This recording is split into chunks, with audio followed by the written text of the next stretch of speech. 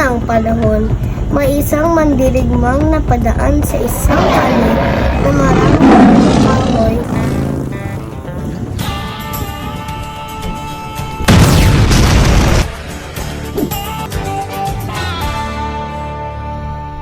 Sa kanyang paglalakad, bigla siyang sinugod ng isang mabangis na hayop.